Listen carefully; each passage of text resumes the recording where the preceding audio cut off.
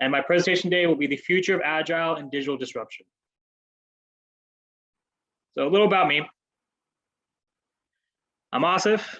I'm a Bay Area native, lifelong 49ers fan, former arena semi-pro football player, two-time California State University East Bay alum. I finished my bachelor's and my master's in 2014 and 2017 respectively. Currently pursuing a professional certificate in the future of technology at UC Berkeley executive education. I'm certified PMP, State for Agilist, CBAP, CSPOs, and so basically all these acronyms are behind the wall behind me. These are basically different types of certifications. So those of you probably are all familiar with them. From the project management, safe, agile, business analysis, product ownership, Scrum Mastership, and Six Sigma Black Belt and Green Belt disciplines within the industry. Primarily worked in the healthcare space with United Health Group, Kaiser, Sutter, Stanford Hospital Clinics, and Blue Cross Blue Shield. I've also worked for Walgreens on the retail side, and most recently, currently for Bank of the West.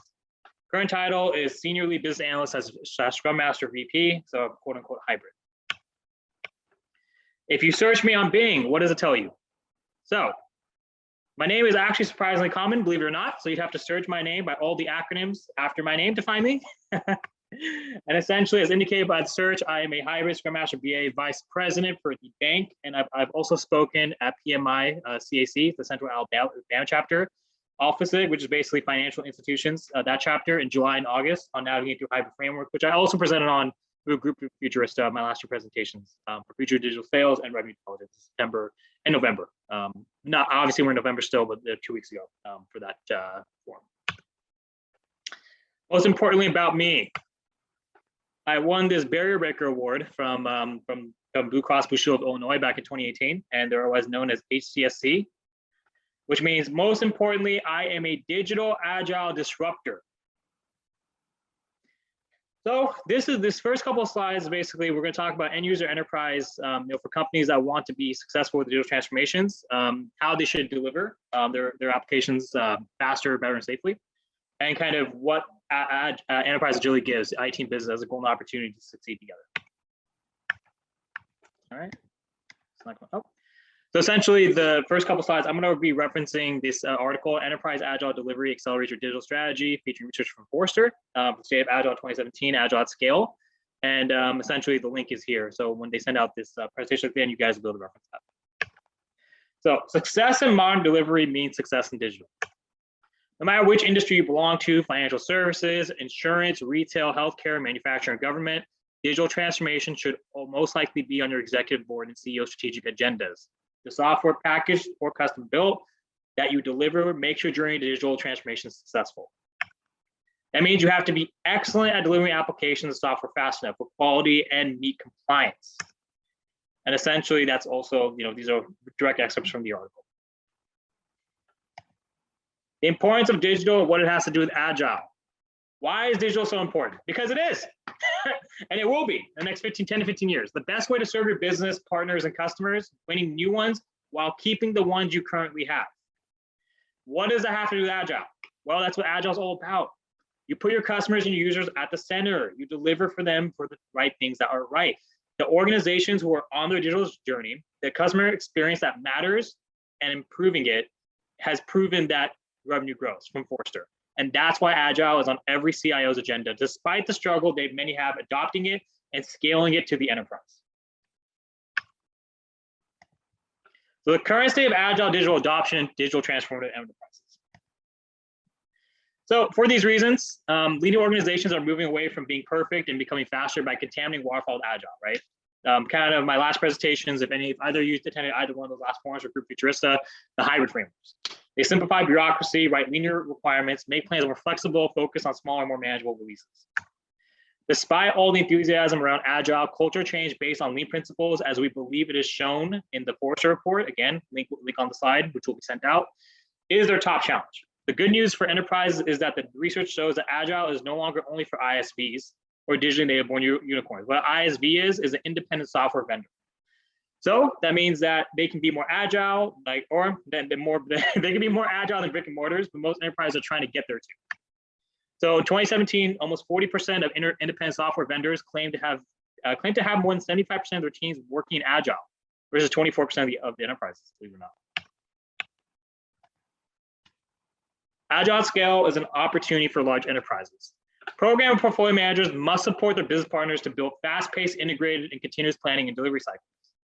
Product level Agile planning maturity continues to grow, but most organizations have yet to clearly link product outcomes with business strategy on one side, but also linking product engineering work and progress made to business value.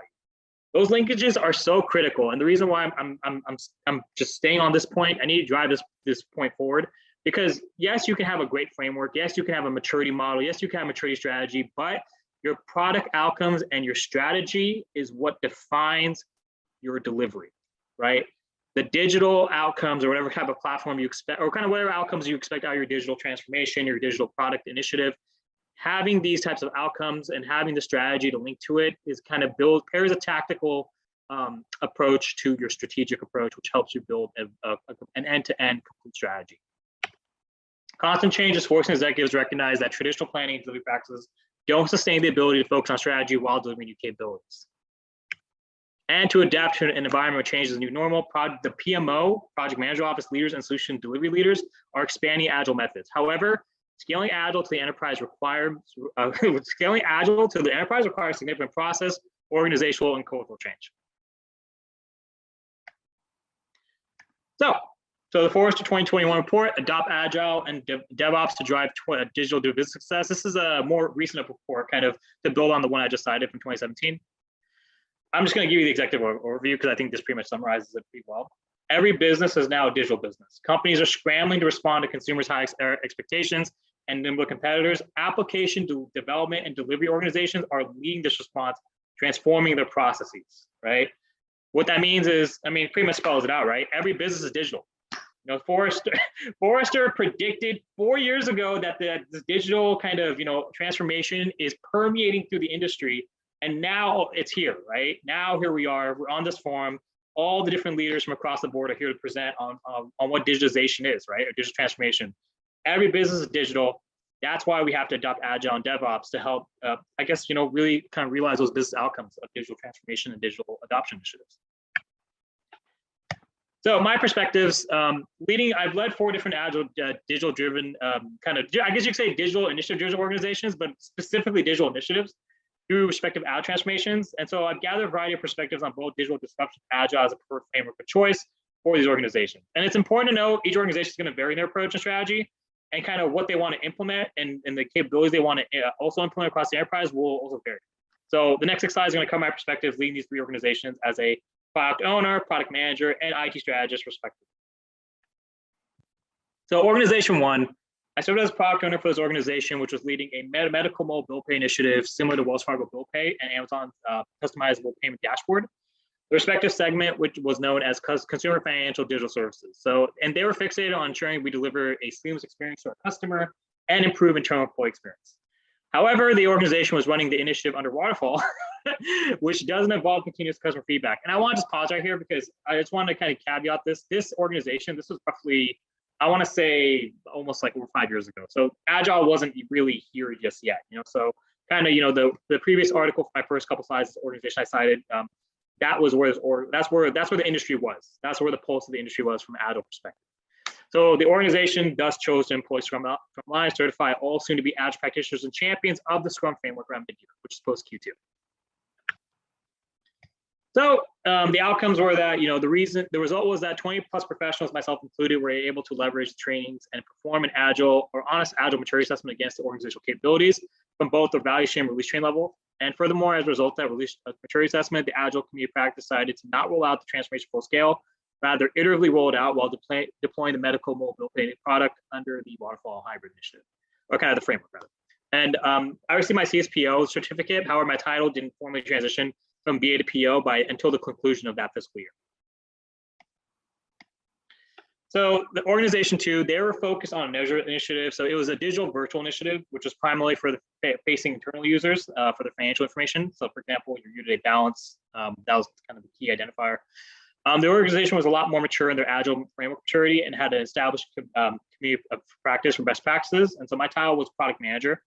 We were leveraging Salesforce CPQ for pricing, enrollments, and bill pay load, and to conjoin with our digital front-end user interface. And while the organization was mature in Agile, my team was not. They're fresh out of college. So the outcomes were that the COP community practice was advanced for organizations, and the objectives of rolling out the solution was aggressive. However, the team had to come up to speed with the Agile framework while also learning the digital capabilities we're trying to deliver. This entailed varying themselves to burn rate, stories delivered versus committed, carryover, sprint over sprint, like all different types of key Agile metrics. And by the third month, the team had remarkably matured their Scrum Agile knowledge and practice, and the solution was able to be delivered in a timely fashion. And we defined our own KPIs, our key performance indicators for success. So business value delivered was kind of one of those. The Salesforce digital solution was a huge success for new customer onboarding in Q4. Organization 3. So Organization 3 was more focused on strategy as opposed to the actual delivery for both digital and Agile. And so my title was IT strategy consultant, IT strategist, although there were elements of kind of product management, scrum mastership, and project management with my actual responsibilities for day-to-day. The main objectives of each strategic area in the IT organization were defined by the CIO's L2s and the VP of Application Delivery Management, as well as the VP of Digital Channels. They all defined their own kind of success metrics, baselines, and targets. And we relied heavily on Forrester and Gartner reports, as indicated in the first few slides, to make informed decisions while collaborating with SVPs. So the outcomes were that the key strategic metrics for the ADM group were epics delivered versus committed, story points delivered versus committed, and velocity. And basically, by the end of Q3, there were roughly 100 epics delivered versus 120 committed, 660 story points committed versus 770, or 660 story points delivered versus committed. Sorry, that's a typo.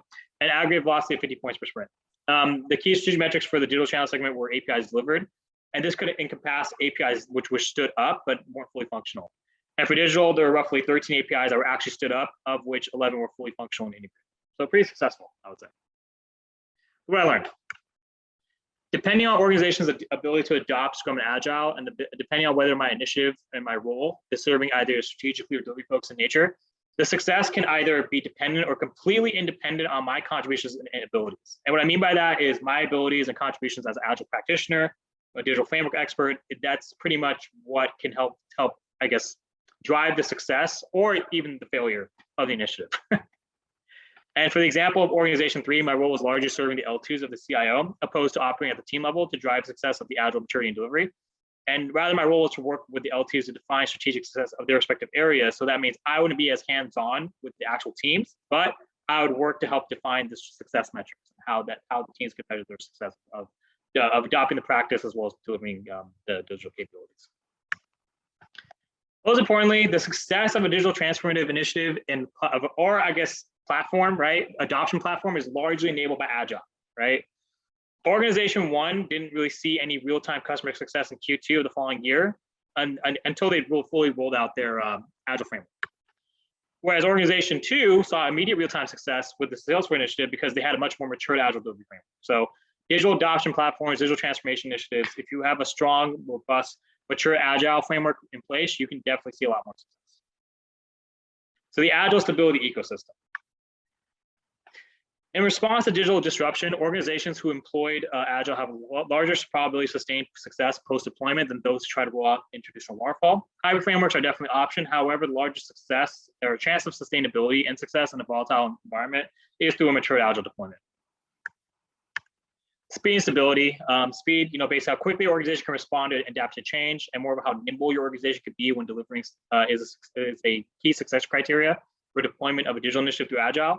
And stability, meaning the existing footprint your organization has in the marketplace, is also an important factor for organization's sustainability post-deployment of any digital initiative. And the examples I provided, all 3 organizations had different levels of speed and stability, which is why they experienced different outcomes with this success. And in closing, I just want to kind of bring this point forward. As more organizations continue to respond to digital disruption, Agile will continue to permeate throughout the industry and marketplace and serve as a reference framework for all delivery of all said digital initiatives. And so, this has inspired many organizations such as PMI, the Project Management Institute, to develop Agile certifications of their own, such as PMI, ACP, and others.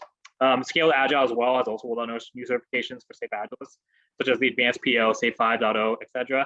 And the key to achieving a digital, successful digital deployment is to be adaptable. And remember that, in closing, you control the technology. Technology does not control you, meaning, yes, we have these capabilities and we have to deliver, but you have to also define and kind of be honest with yourself as both the champion and the leader as to kind of what you're going to actually deliver for your customer and what you can actually commit to, as opposed to kind of, just trying to meet all your objectives based on what's based, out of the box for your vendor. So, and that's pretty much it. Brilliant. Thank you again, Asif. Love that. Yes, we must control the technology. Technology doesn't control us until the robots come, Asif. Until the robots come. Until they come, right? That's all I'm saying. That's all I'm saying. Thanks so much, Asif. We do have a couple of questions here. Let's have a look. How does a DAP impact digital transformation is the first question. Well, I mean, ADAP is just, I mean, it's the same as any other digital initiative in the sense that with a digital transformation, I mean, the transformation is essentially an approach or a framework to help you realize your ADAP delivery, right?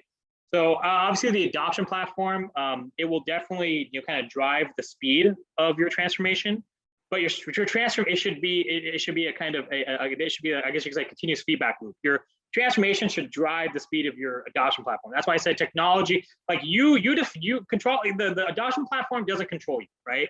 But you can definitely, you know, see how your transformation can help you realize a lot of the outcomes you're looking to achieve with your ADAP. So. Wonderful, thank you. Are industries prepared to adopt the Agile system? Depends. That's a great question. You know, I mean, like I said, 3 different organizations. I would say the Agile maturity varied based on just on the organizational kind of approach and receptiveness to the framework. And I would say depending on the industry, you know, a more regulated industry like healthcare, they're kind of getting there. Some tech industries are well ahead of the curve. Banking is also, you know, an industry which is pretty much, you know, making pretty good headway, believe it or not. So, I mean, it's interesting, kind of, you know, how you're able to implement Agile with the regulations of an industry, both, you know, kind of at industry level and also, you know, externally. It definitely can vary, and so I would say, as opposed to 4 to 5 years ago, the industries are much more prepared now to adopt, you know, Agile. So. Wonderful, thank you, Asif. And then finally, are organizations prepared to make new technical investments alongside business and organizational investments? That is a great question, you know, because technological investments are so key. And, you know, I'm glad someone brought that up. I would say, from my experience, both from the IT strategy level, you know, working at that level, you know, L2 of the CIO, I would say yes, for the most part. You know, it's not a question of money. It's just more of a question of, again, ability to just run with something. And the thing about technological advancements with your business, the kind of advancements to your strategy, it's not that organizations don't want to employ the technology. It's just that they're too afraid to just start rolling things out wholesale, right?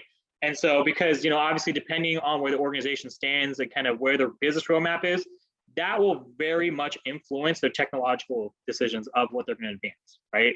So I would say mostly if the organization is at a point of Agile, for the ones which I've served at least post 5 years ago, I would say yes, they are now in a position to start rolling out some of these tech trends or these new leading advancements across the marketplace. You know, like such as blockchain, AI, whatever, right? Those robots you mentioned, Christy, that's going to take us over. But essentially, I do think that, you know, obviously depending on where the organization stands, that will greatly influence kind of where, you know, what decisions they're going to make from a technological advanced perspective. So. Wonderful, thank you. Well, we do have another minute or so, really. Is there anything else that you'd like to mention at all, Asif? Or yeah, pretty much. You can find me on LinkedIn, and this deck is going to give you all the acronyms after my name, so it won't be hard to find me. But yeah, pretty much get in touch with me on LinkedIn, and you know, if you have any other questions, and I'm always available as a resource. And you know, I always love these events to kind of get insights from other leaders across the marketplace, because it really helps me also mature and refine my approach based on what the tech trends are. You know, they're so beneficial to us all, aren't they? Yeah, absolutely, absolutely. Brilliant. You know. Well, thank you so much, Asif. Thank you. And then we'll have the panel discussion a bit later.